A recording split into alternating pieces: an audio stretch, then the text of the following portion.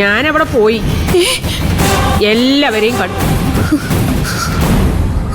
കാര്യങ്ങളൊക്കെ വിശദമായി സംസാരിക്കുകയും ചെയ്യും.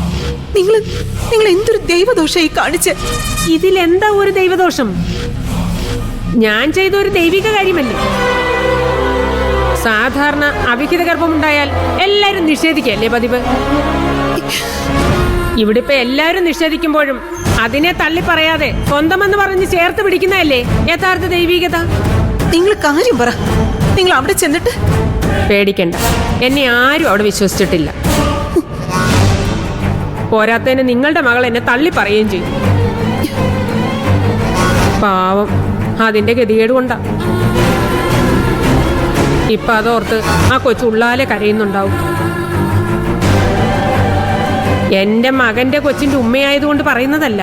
ഇത്രയും നല്ലൊരു കുട്ടി ഈ ഭൂമുഖത്ത് വേറെയില്ല. അവളെ പ്രസവിച്ച നിങ്ങളോളം വലിയ ഭാഗ്യവതിയും. പക്ഷെ ആ ഭാഗ്യം അധികം വൈകാതെ ദൗർഭാഗ്യമായി മാറും. അല്ലെങ്കിൽ ഞാൻ മാറ്റും. എന്നാ ഞാൻ പോട്ടെ കളക്ടറെ.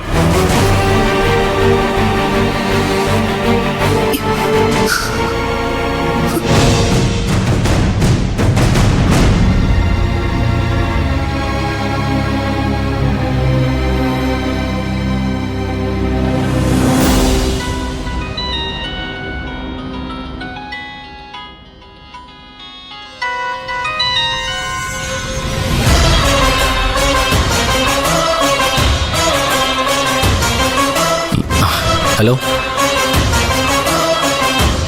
ആദ്യം എവിടെയുണ്ട്? ഞാൻ വീട്ടിലാ. എന്താ അമ്മേ? എനിക്ക് മോനെ അത്യാവശ്യമായി ഒന്ന് കാണണമല്ലോ. എന്തു പറ്റി? എന്തെങ്കിലും പ്രശ്നമുണ്ടോ?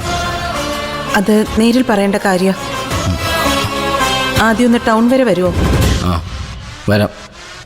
എന്നാ ഒരു അരമണിക്കൂർ കഴിയുമ്പോൾ ഞാൻ ടൗൺ ഹാളിന്റെ പിന്നിലെ ആ റോഡിലെത്താം. ആദ്യം അങ്ങോട്ട് വന്നാൽ മതി. ശരി അമ്മേ.